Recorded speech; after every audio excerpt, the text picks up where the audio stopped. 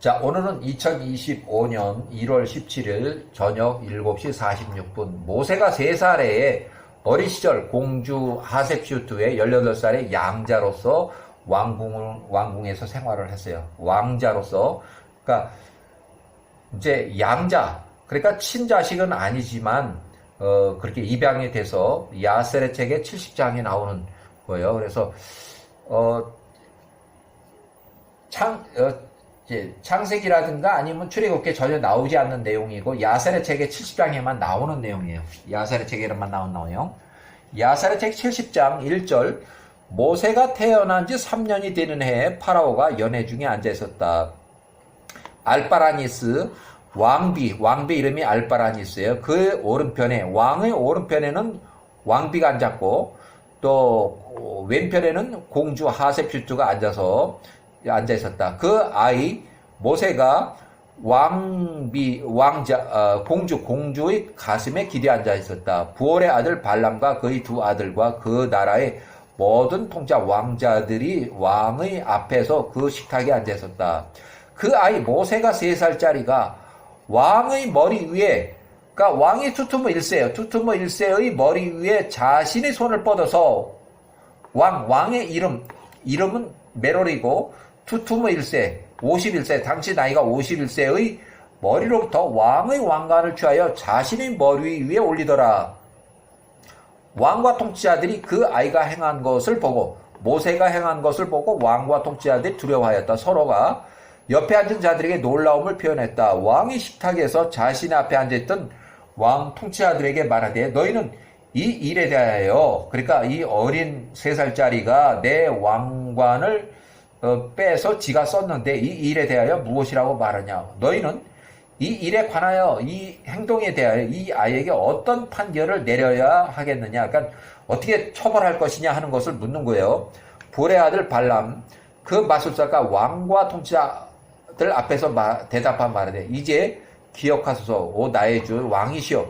통치자 왕께서 여러 날 전에 꾸었던 꿈, 왕의 종들의 왕께 해석하였던 그 꿈을 기억하소서. 이 아이는 히브리 자녀들 중 하나입니다. 그 안에, 아이 안에 엘로힘의 영이 들어있습니다. 나의 주 왕께서는 이 어린아이가 이 일을 지식 없이 행했다고 생각하지 마소서. 그는 히브리 아이입니다. 지혜와 지식이 그와 함께 합니다. 비록 그가 어린 아이지만 그가 지혜로 이 일을 행한 것이니 애굽의 나라에 자신을 나타낸 것입니다. 모든 히브리인들이 왕자들과 그들의 귀인들을 속이는 방식입니다. 모든 일들을 교활하게 행합니다. 왕자들이 그들 사람들 떨게 만들기 위함입니다. 정녕 왕께서는 아십니다. 선조 아브라함이 그렇게 행하였습니다. 바벨의 니므롯 암나펠의 군대를 속였고 그랄의 아비멜렉 왕을 속였습니다. 그가 헷의 자손들 땅에서 가나안의 모든 나라들에게 그렇게 행하였습니다. 그가 애굽으로 내려가서 그의 아내에 관하여 말하기를 그녀는 나의 누이라고 말했습니다. 애굽과 그의 통치자 왕을 인도하기 위함이었습니다. 그의 아들 이삭도 그랄 땅에 내려가서 거기 거할 때 그렇게 행하였습니다. 그의 힘이 팔레스타인의 아비멜렉 통치자 왕자의 군대를 이겼습니다.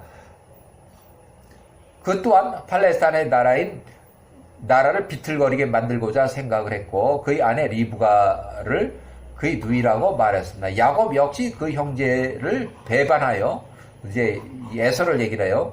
그의 장자권과 에서의 장자권과 그의 축복을 에서의 손으로부터 빼앗았습니다. 에서가 그의 어머니의 형제 라반 외삼촌의 집으로 바다마람으로 도망가서 그로부터 그의 쌍둥이 딸, 그의 소떼, 그의 라반에게, 외삼촌에게 라반에게 속한 모든 것을 교활하게 취득하고 달아나서 가나안 땅, 그의 아버지 이삭에게로 되돌아왔습니다. 그의 아들들이 그들의 형제 요셉을 팔았습니다. 그가 애굽으로 내려가서 노예가 되었고 12년 동안 요셉이 요때부터 경호실장의 노예 및 종이 됐고 또 3년 동안 이렇게 해서 감옥에 있었습니다.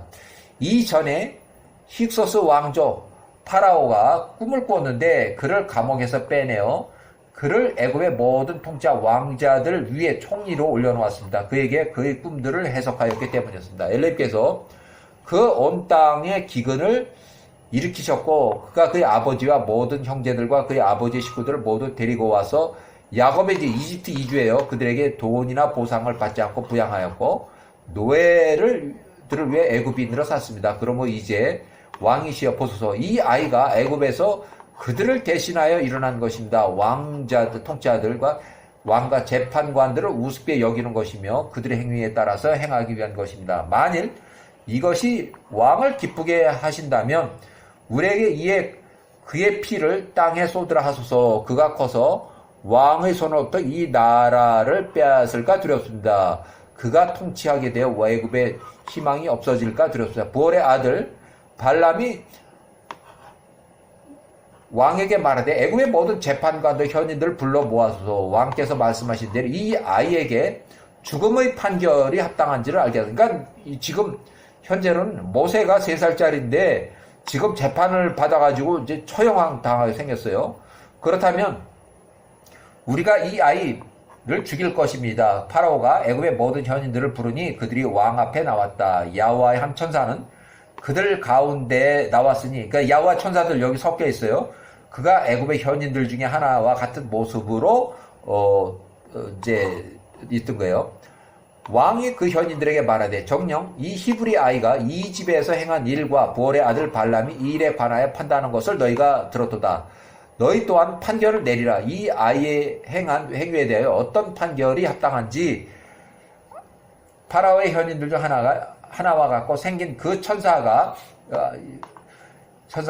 통짜 왕과 통짜 왕자들 앞에서 다음과 같이 대답하면서, 만일 이제 이 천사가 모세를 구하려고 이제 이렇게 변호하는 거예요. 만일 이것이 왕을 기쁘게 해드린다면 왕께서 이 아이 앞에 오닉스 보석과 불붙은 석단을 놓게 하소서. 만일 이 아이가 그 손을 뻗어서 오닉스 보석을 잡으면 이 아이가 행한 모든 일을 지혜가를 가지고 행한 것으로 우리가 알 것이며, 만일 그 아이를 반드시 죽여야 합니다. 그러나 만일 이 아이가 손을 뻗어서 석탄, 뜨거운 불이 붙은 석탄을 잡으면 이 아이가 이 일을 지식 없이 행한 것으로 우리가 알 것이며 이 아이는 살 것입니다. 이 일이 왕과 통치자들의 눈에 좋게 보인지라. 그리하여 야호와 천사의 말대로 왕이 행하였다. 왕이 모세 앞에 오닉스 보석과 불붙은 석탄을 가져다 놓게 했다. 그뒤 그 아이를 그것들 앞에 두니 그 아이 모세가 손을 뻗어서 오닉스 손에 잡으려고 했더라. 그러나 야호와의 천사가 그의 손을 취하여 석탄 위에 올려놓으니 그 석탄의 불이 그의 손에서 꺼지고 그가 그것을 집어 올려, 그 뜨거운데 그것을 자신이 입에 넣었다. 그러니까 모세가 모세의 입에 넣었다는 얘기. 3살짜리가 모세의 입술의 한 부분과 그 한 부분이 탔다. 그리하여 그가 입과 혀로 둔하게 되었다. 이제 출애굽기 4의 10절. 출애굽기 4의 10절에 보면 모세 혀가 둔해서 말을 잘 못한다고 기록하고 있어요.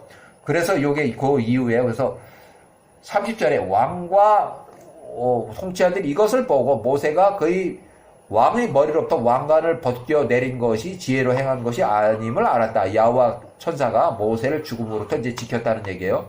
왕과 통치자들이 그 아이를 죽이지 않고, 모세를 죽이지 않고, 그래가 모세가 파라오 메롤 투투모 1세의 집에서 머물러 자랐다. 야호와께서 그와 함께 하셨다. 이 아이가 통치자의 왕의 집에 있는 동안, 양자로 크는 동안에 그가 자주색 옷을 입었고 왕자의 자녀들 가운데서 자라났고, 모세가 왕의 집에서 자랄 때 파라오의 딸 공주 하셉주트 바디아가 모세를 그녀의 아들로 여겼다. 파라오의 모든 식구들이 그를 존귀히 여겼다. 애굽의 모든 사람들이 그를 두려워했다. 그가 매일 나가서 고센 땅에 이르렀다. 그곳에 그의 형제들 이스라엘의 자손들이 있었다. 모세가 그들을 매일 보니 그들에게는 빵이 부족하고 힘든 노동을 하고 있었다. 모세가 그들에게 물으며 말하되 너희가 어찌 이렇게 매일 힘든 노동을 하고 있느냐. 그들에게 임한 모든 일을 그에게 말했다. 그가 태어나기 전에 파라오가 그들에게 명한 모든 명령을 말했다. 부올의 아들 발람이 그들을 대적하여 조언한 이 모든 조언들을 그들이 모세에게 다 일러 바쳤다. 또한 통치자 왕의 머리에서 그의 통치자 왕관을 벗겨 내렸을 때 그가 그를 죽이라고 조언한 것 또한 말했다. 그러니까 이 부올의 아들 발람이 모세를 죽이라고 한 것도 3살짜리인데 그것도 다 얘기했다는 얘기예요. 모세가 소년기 13살에서 15 사이에 이 일들을 대하여 들었을 때 그의 분노가 부올의 아들 발람에 대하여 점화되었다. 이제 모세가 발람을 죽이려고 하는 거야. 모세가 발람의 아들 부올의 아들 발람을 죽이고자 하였다. 모세가 부올의 아들 발람을 죽이려고 노리며 매일 매복하였다. 부올의 아들 발람이 모세를 두려워했다. 그와 그의 2 아들이 일어나서 애굽을 떠났다. 그들이 달아나서 그들의 생명을 구했다. 구스의 통치자 왕 키키아노스에게 가서 구스의 땅으로 도망가서 거기서 살았다. 모세가 왕의 집에 머물며 출입하였다. 야호와께서 파라오의 목전과 그의 모든 종들의 목전과 애굽의 모든 백성들의 은혜를 입게 하셨다. 그들이 모세를 심히 사랑하였다. 모세가 그들의 형제를 보러 고센 땅에 갔던 날에 그가 보니 이스라엘 자손들이 그들이 짐을 지고 힘겨운 노동을 하더라. 모세가 그들로 인해서 슬퍼했다.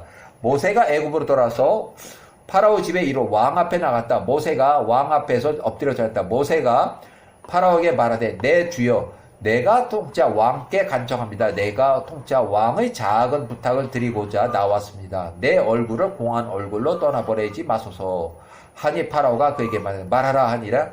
모세가 왕에게 말하되 고센에 있는 통치자의 왕의 종들 이스라엘 자손들에게 그들이 노동으로부터 쉴 수 있는 한 날을 주소서. 모세가 왕이 모세에게 대답하면 보라 내가 이 일에 대하여 내 부탁을 허락함으로써 내 얼굴을 들어 올렸느니라. 파라오가 애굽과 고센에 선포하여 지시하되 너희 모든 이스라엘 자손들아 통치자 왕이 이렇게 말하노니 너희가 6일 동안은 너희 일과 노동을 하라. 그러나 7째 날에는 너희가 쉴 것이라. 그 안식일을 주는 거예요.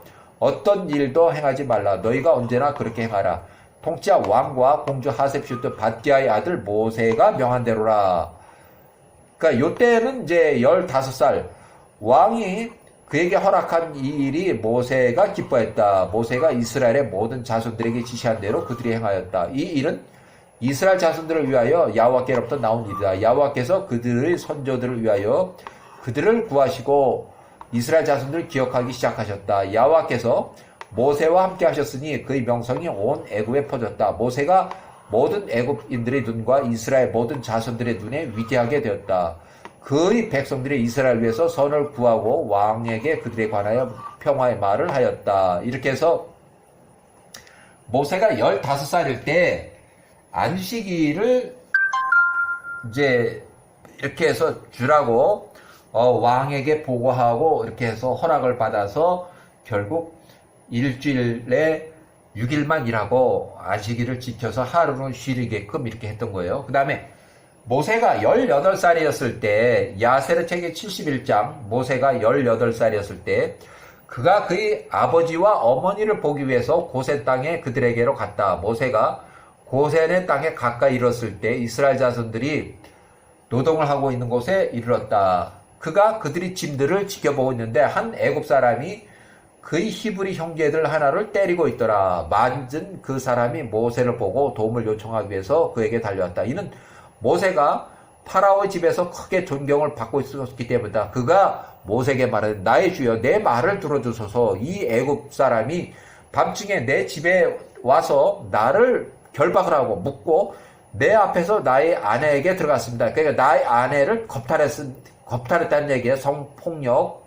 이제 그가 내 아내를 빼앗아 가고자 합니다. 애굽인이 강간했다는 얘기예요. 모세가 이 악한 일을 들었을 때 그의 분노가 애굽인을 향하여 점화되었다.